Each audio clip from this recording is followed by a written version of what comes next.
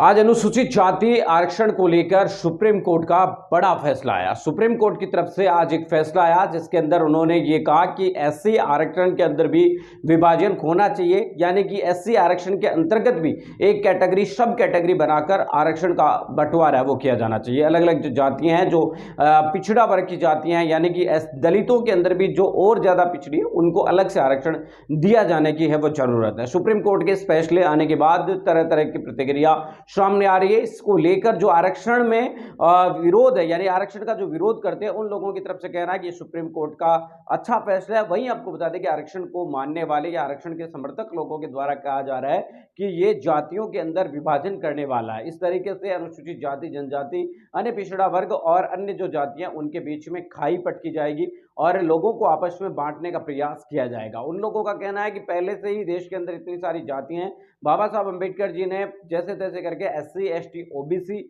जो है वर्गों के अंदर बांटा, लेकिन सरकार उन्हीं को फिर से विभाजन करने में जुटी हुई है। और ज्यादा आपको बता दें कि लोगों के बीच में इस तरीके की प्रतिक्रिया दी जा रही है। सुप्रीम कोर्ट के फैसले को लेकर अगर हम कहें तो उन्होंने, सुप्रीम कोर्ट के फैसले ने आज ये कहा कि अगर राज्य सरकारें चाहे तो अनुसूचित जाति जनजातियों में सब कैटेगरी बना सकती है, और उनकी तरफ से यह भी कहा गया कि इससे जरूरतमंद कैटेगरी को आरक्षण का फायदा मिलेगा। इसके अलावा उन्होंने ये भी कहा कि यदि राज्य या श्रेणी को अनुसूचित जाति के तहत 100% आरक्षण देने का निर्णय लेते हैं तो ये छेड़छाड़ के सम्मान हो। यानी कुल मिलाकर उन्होंने ये कहा कि सुप्रीम कोर्ट की तरफ से जो इस पूरे फैसले को अगर आप समझने की कोशिश करें तो आप ये समझ सकते हैं कि अगर अनुसूचित जाति का जो 16% आरक्षण है उनमें भी टुकड़े करके अलग अलग जो जाति हैं उनको दिया जाए। ये आपको बता दें कि सुप्रीम कोर्ट का कहना था। इस फैसले पर आप क्या सोचते हैं, कमेंट जरूर।